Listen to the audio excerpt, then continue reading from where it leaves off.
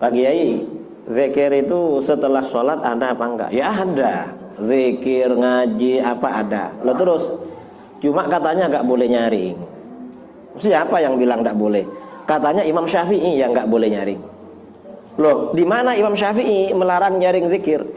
Katanya di kitab Siapa yang bilang Ustadz itu? Ternyata Ustadz Wahabi. Setelah kita buka, ternyata enggak ada larangan. Zikir nyaring enggak ada larangan. Justru di kitab menyampaikan hadis cara zikir Rasulullah habis sholat. Rasulullah SAW apabila mengucapkan salam dari sholatnya, maka berkata-kata, berzikir bi shautil a'la, dengan suara yang paling nyaring.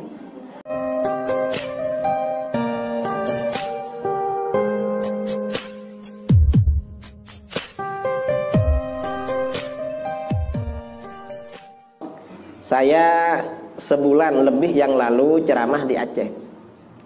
Karena di daerah sana ada konflik antara Aswaja dengan Wahabi. Akhirnya mendatangkan saya, sonnya dibuat besar, dihadapkan ke rumah-rumahnya Wahabi. Karena mereka gak datang, tapi walaupun gak datang, yang penting dengar sonnya. Saya ceramah 1,5 jam, tanya jawabnya 2,5 jam. Jadi 4 jam dengan tanya jawab.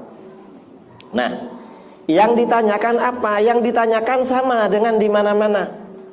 Pak Kiai, zikir itu setelah sholat ada apa enggak? Ya ada. Zikir, ngaji, apa ada. Lalu terus, cuma katanya enggak boleh nyaring. Siapa yang bilang enggak boleh? Katanya Imam Syafi'i yang enggak boleh nyaring. Loh, di mana Imam Syafi'i melarang nyaring zikir? Katanya di kitab Siapa yang bilang Ustadz itu? Ternyata Ustadz Wahabi.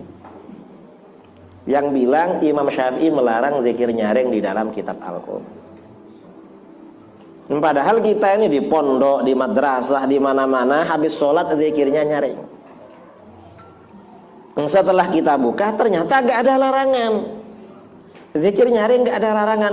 Justru di kitab menyampaikan hadis cara zikir Rasulullah habis sholat. Rasulullah SAW habis sholat itu zikirnya, idza sallama, kana Rasulullah sallallahu alaihi wasallam idza sallama min sholatihi yaqul bi shautihil a'la. Rasulullah SAW apabila mengucapkan salam dari sholatnya, maka berkata-kata, berzikir bi shautihil a'la, dengan suara yang paling nyaring. Rasulullah tuh suaranya paling nyaring. Para sahabat dengar semua.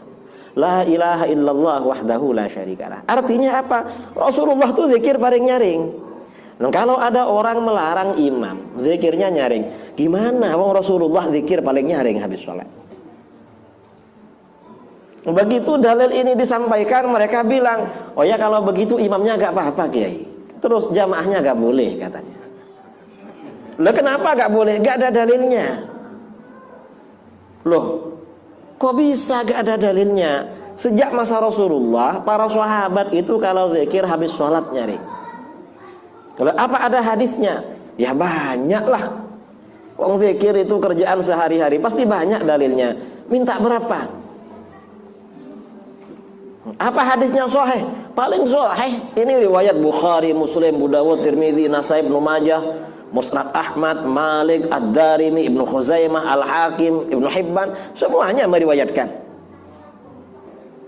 Kata Ibnu Abbas, sahabat Ibnu Abbas radhiyallahu anhuma berkata, inna raf'as shaut bidzikri hina yansurifun nas minal maktubah kana ala ahdin Nabi sallallahu alaihi wasallam. Sesungguhnya menyaringkan suara dengan zikir setelah sholat maktubah itu berlaku pada masa Rasulullah sallallahu alaihi wasallam. Artinya apa? Sehabis sholat maktubah, para sahabat itu zikirnya raf'us shaut, nyaring suaranya. Imamnya nyaring, makmumnya nyaring. Terus apanya yang salah kita zikir nyaring? Lalu kata mereka, oh kalau begitu gak apa-apa Kiai, makmumnya gak apa-apa nyaring. Tadi bilangnya gak boleh, sekarang gak apa-apa. Terus apa lagi? Cuma yang dibaca gak boleh seragam katanya. Nah terus gimana? Ya harus beda-beda, zikir sendiri. Tak oleh depan saya baca, kotu tebite, kata mereka. Lah kenapa harus beda-beda? Gak ada dalilnya katanya. Mak, tapi tidak dalil. Padahal ya dalil nyaring itu para sahabat itu zikirnya ya pasti ikut Rasulullah. Mengapa? Para sahabat itu tahu bacaan zikir yang dibaca Rasulullah sehabis sholat. Mengapa tahu? Pertama karena Rasulullah bacanya nyaring. Coba Rasulullah nikah mau seon laon, bacanya pelan-pelan, para sahabat gak kira tahu. Yang nomor dua, berarti ini menunjukkan bacaannya seragam. Karena kalau sama-sama nyaring, terus baca beda-beda, yang di belakang sahabat tak kira oning lah pasti baca Rasulullah. Terus kalau bacanya beda-beda itu, coba kalau kita ke pesarian ya, ke makam, kan yang dibaca beda-beda, kan nggak tahu yang dibaca di sampingnya, walaupun sama-sama nyaring. Tapi kalau seperti tahlil, zikir nyaring habis sholat, ya karena bacaannya nyaring, bacaannya sama, seragam, akhirnya kan antara yang satu dengan yang lain sama. Nah ini, masalah seperti ini, walaupun termasuk masalah furu'iyah, ini zaman sekarang perlu dimantapkan pada masyarakat.